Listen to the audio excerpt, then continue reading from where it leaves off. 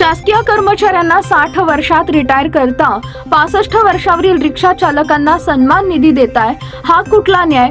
परिवहन मंत्री प्रताप सरनाईक यांना रिक्षा चालकांचा सवाल। सोलापूर शहरातील रिक्षा संघटनांच्या वतीने जिल्हाधिकाऱ्यांना निवेदन देण्यात आले।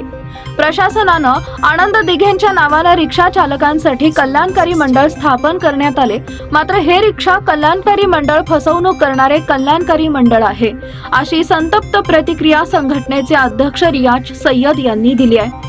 आनंद दिघेच्या नावाने सुरू झालेल्या कल्याणकारी मंडळात सरकार फक्त 50 कोटी देणार आणि रिक्षा चालकांकडून 1500 कोटी जमा करणार, ही सरळ फसवणूक आहे। सरकार रिक्षा चालकांची रक्कम वापरणार असं रिक्षा चालकांनी संतप्त प्रतिक्रिया दिल्यात। सरकारी कर्मचाऱ्यांना 60 वर्षात निवृत्त, रिक्षा चालकांना 65 वर्ष, हा कुठला न्याय?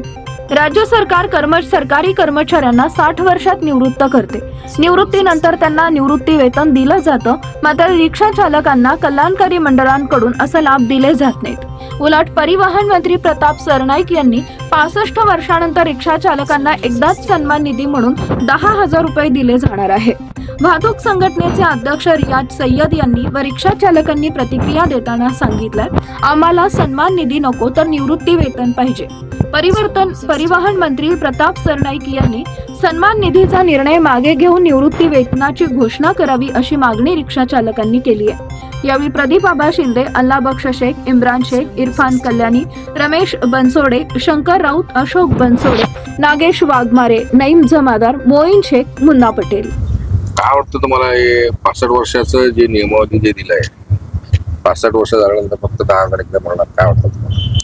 नाही, सरकारने जो हा दिशाभूल करण्याचा प्रयत्न करत आहे असं तरी आम्हाला रिक्षा चालकांना असं वाटते। कारण का 65 वर्ष तोपर्यंत रिक्षा चालक अतिशय अवघड आहे त्याची परिस्थिती जगणं, कारण का दिवस रात्र ऊन पावसात तो सतत रोडवर असतोय। 65 वय कमी करावा असं माझी माननीय मुख्यमंत्री आणि परिवहन मंत्र्यांना विनंती करतो मी।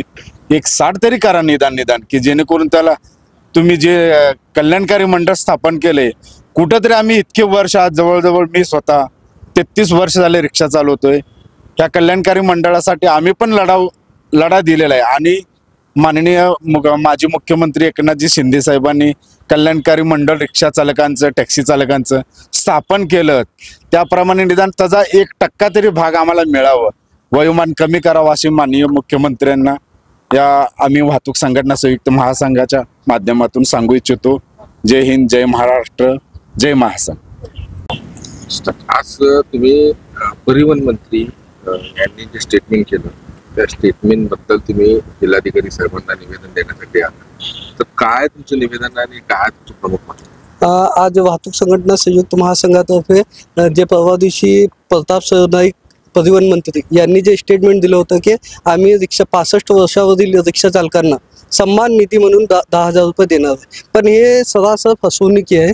का म्हणजे वाहतूक संघटना संयुक्त महासंघ असू दे किंवा महाराष्ट्रातील प्रत्येक संघटनांनी जेव्हा कल्याणकारी मंडळाचे बाबत लढा घेतला आणि त्या लढ्यामध्ये कल्याणकारी मंडळ स्थापन झालं, तर स्थापनमध्ये एक प्रमुख मागणी हे होती आमची सर्वांची की 60 वर्षावरील रिक्षा चालकांना, टॅक्सी चालकांना दरमहा 10,000 रुपये असं पेन्शन मिळायला पाहिजे होतं। पण परिवहन मंत्री साहेबांनी फक्त एकाच टायमाला सन्मान निधी म्हणून 10,000 देत असेल तर हे कुठं तर फसवणूक आहे आणि हे फसवणूक थांबवण्यासाठी आम्ही माननीय जिल्हाधिकारी साहेबांना निवेदन दिलेलं आहे। त्याचबरोबर आजचा आमचा एक उद्देश हे पण आहे की जे कल्याणकारी मंडळ स्थापन झालेलं आहे, हे महासंघाने याला घोषणा केलेली आहे की हे फसवणूक मंडळ स्थापन झालेलं आहे, कल्याणकारी मंडळ नाही।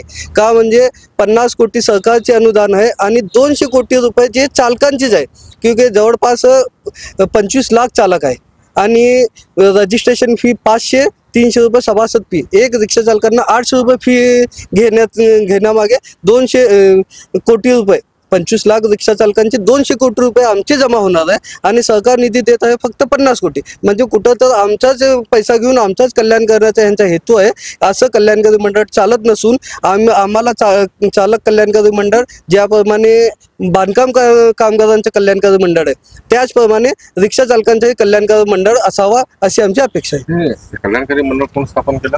हे आनंद दिघे साहेब यांच्या नावाने महाराष्ट्र शासनाने कल्याणकारी मंडळ स्थापना केली दिले. मुख्यमंत्री एकनाथ शिंदे मुख्यमंत्री असताना रिक्षावाल्यांना 50 कोटी रुपये अनुदान देऊन कल्याणकारी मंडळ स्थापन केलंय. पण या कल्याणकारी मंडळमध्ये असली कोणतीही तरतूद नाही ज्यामुळे रिक्षा चालकांचे कल्याण होऊ शकेल.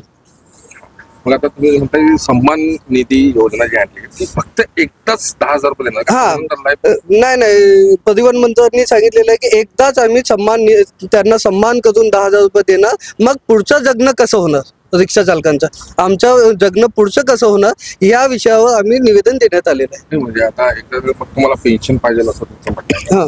दर महिन्यात किती पेन्शन पाहिजे? दर महिना आम्हाला 5 ते 10,000 रुपये पेन्शन हवे आहे. का म्हणजे कल्याणकारी मंडळ आम्ही जे महाराष्ट्रामध्ये जे गाड्या आहेत जे पण वाहनात विकले जातात त्या वाहनावर फक्त 1% सेस पण घेतले सरकारने आणि ते कल्याणकारी मंडळाला दिल्यानंतर 1,500 कोटी रुपये कल्याणकारी मंडळमध्ये जमा होणार.